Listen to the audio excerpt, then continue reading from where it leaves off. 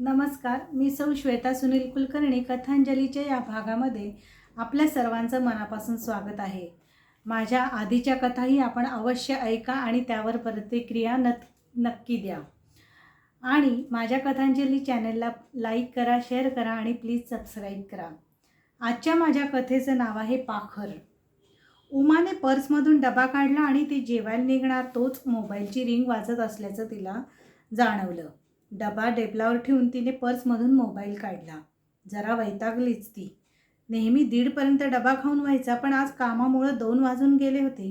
कडकडून भूक लागली होती आणि आज डब्यात आईने आंबाडीची भाजी दिली होती. लसणाची चुरचुरीत खमंग फोडणी दिलेली. उमाला आवडते तशी. फोन मुग्धाचा होता. हॅलो मुग्धा, बोल पटकन, उमा घाईघाईने म्हणाली. अगं ताई, ती अडखळत म्हणाली. बोल ग लवकर, उमा तिला म्हणाली. जिजाजींना सॉरी सारंग वैशंपायनना ॲडमिट केलंय. उमाच्या अंगातून काहीतरी सळसळत गेलं. सारंग वैशंपायन, तिचा भूतपूर्व नवरा. माझी का? तिनं कोरडेपणाने विचारलं. Heart attack. काय? ती दचकली. माइल्ड होता ना? नाही, जरा गंभीरच होता, पण धोका टळलाय आता. तुला कसं समजलं? लँडलाईनवर त्याच्या काकांचा फोन होता. आत्ता दीनानाथमधून होता. बरं. उमा क्षणभर विचारात पडली. आत्ता भेटायला जावं तर काम खूप आहे आणि एकटं जाणं कसं वाटेल? आईला किंवा मुग्धाला तरी सोबत घेऊन जायला हवं. काय गं? मुद्दाम उशिरा सांगितलं थोडंसं. म्हटलं तुझं जेवण झालं असेल. 12-12:30लाच आला होता फोन, मुग्धानं सांगितलं. आज खूप काम होतं, उशीर झाला. मी कॅन्टीनमध्येच चालले होते. उद्या क्लायंटला हवंय ना काम. पण जेवून घे नीट, मुग्धानी म्हणलं. हो. उमानं फोन ठेवला. तिने हताशपणे डब्याकडे पाहिलं. क्षणार्धात भूक विरून गेली होती, पण खाणं तर भागच होतं. ती जडपणे कॅन्टीनमध्ये गेली.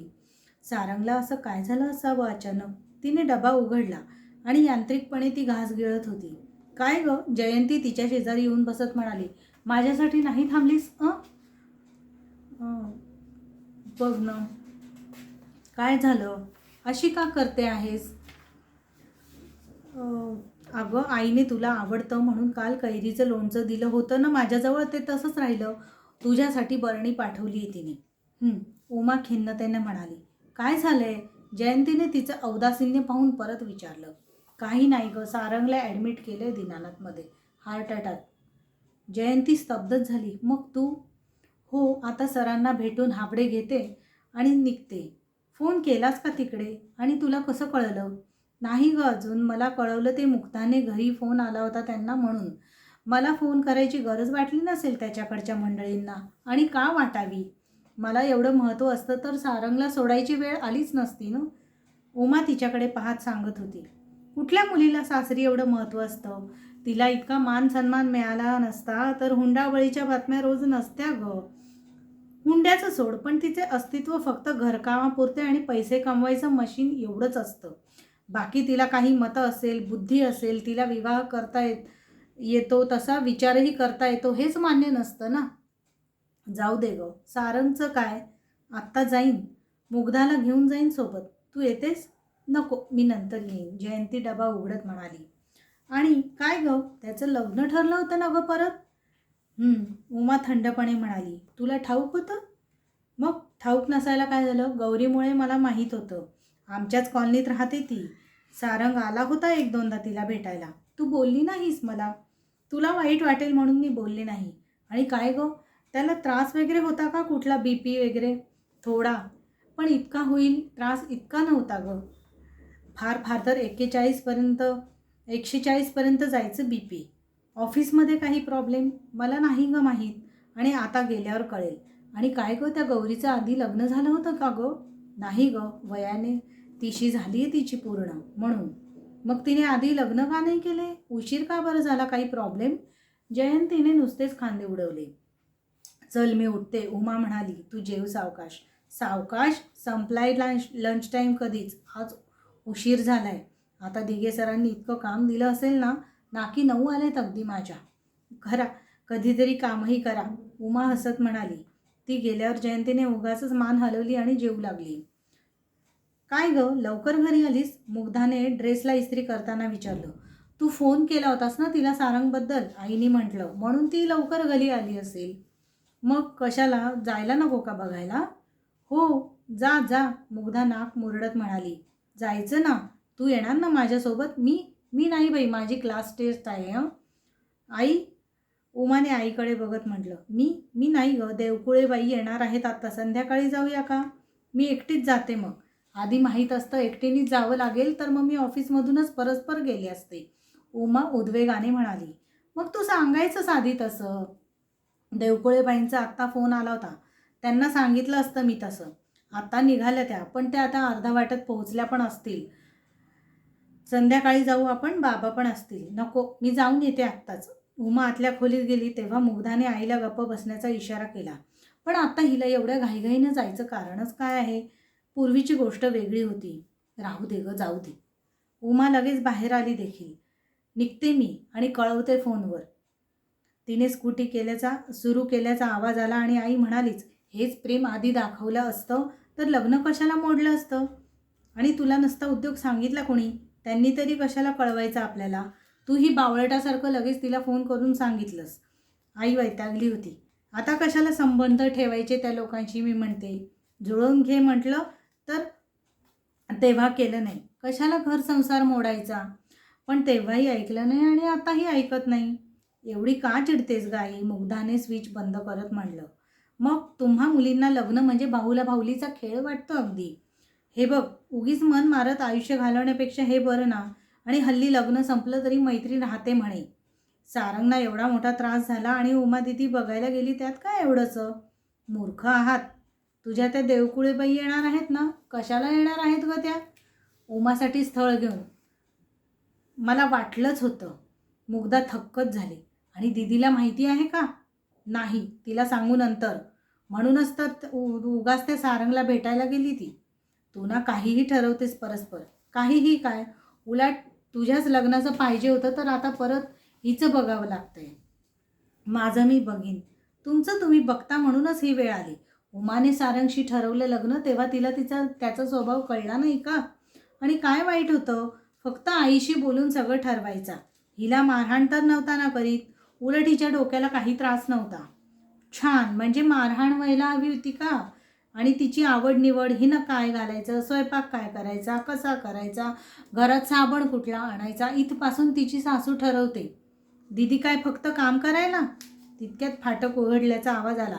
देवकुळेबाई आले वाटतं, मुग्धा खोचकपणे म्हणाली. एवढं नको टोचून बोलायला. मुग्धाने ड्रेसची घडी करून तो कपाटात ठेवला. आई त्यांच्याशी बोलण्यात मग्न झाली. येऊ? उमाने दरवाजा हलकेच उघडून विचारलं. ये. तू? सारंग गादीवर पडल्या पडल्या गोंधळून जात म्हणाला. तू कशी काय आलीस? भाऊजींचा फोन होता, म्हणजे घरी आला होता लँडलाईनवर. मुग्धाने मग मला कळवलं. भाऊजी? हो, सोमणांचा फोन. उमा दुखावली गेली. ते सारंगच्या लक्षात आलं. तो ओशाळालाच जरा. कसा काय त्रास झाला तुला? काय झालं? असे त्रास काय होतात कळत नाही. हळूहळू त्रास होत असणार नकळत. आणि अचानक. फार गंभीर? नाही, अजिबात नाही. सौम्य झटका. आई कुठे आहेत तुझ्या? म्हणजे आत्ता त्या तुझ्यासोबत? ती घरी गेली मगाशी. आता येईलच. तिलाही बरं नाही आहे. का? त्यांना काय झालं? तिला तिला बोन कॅन्सर झालाय. ओह! उमा हादरलीच. सारंगपेक्षा तर हे जास्त गंभीर होतं. खरं तर ती दवाखान्यातच यायला नको होती. पण तिला राहवलंच नाही. बघ ना, जसं तुलाही. उमा चपापली. पण एकीकडे सारंगच्या आईबद्दल कणावही वाटू लागली. एवढी ताठ कठोर बाई पोखरली जावी म्हणूनच सारंगला. हो, आईशी खूप अटॅच्ड आहे ना तो. गौरी? ती नाही येत? घरी गेली का? सारंग गडबडला आणि गप्पच झाला. तुला माहीत होतं? हो, तरीही तू आलीस? तो म्हणाला. माणुसकी. नाही, तसे नव्हे. मग माझ्याशी अजून काही? तो हळुवारपणे म्हणाला. उमा काहीच बोलली नाही. सारंगचा हार्ट अटॅक, त्याच्या आईचा बोन कॅन्सर, सारंच कसं धक्कादायक होतं. गौरीबरोबर ठरत होतं लग्न, पण आईचा आजार समजला आणि तिने नकार कळवला. कमाल आहे. उमाला गौरीच्या वागण्याबद्दल आश्चर्य वाटलं. असं करू शकतात ते? तिचे लग्न का नाही झाले आणि एवढे दिवस? तिला करायचं नव्हतं आता. पण मला समजूच शकत नाही कसा काय नकार दिला? एकदा ठरलं होतं ना लग्न? कार्यालयही बुक झालं. सारंग म्हणाला. त्याच्या चेहऱ्यावर हसू उमटलं. विषण्ण. आणि तू जर लग्न झाल्यावर 2 वर्षांनी हुकूमशहा सासूला मला कंटाळून सोडू शकते, तर ती नुसतं ठरलेलं लग्न असताना माझ्यासारख्या माझ्या आईसारख्या असाध्य आजार झालेल्या सासूला बघून नकार देऊ शकतेच की.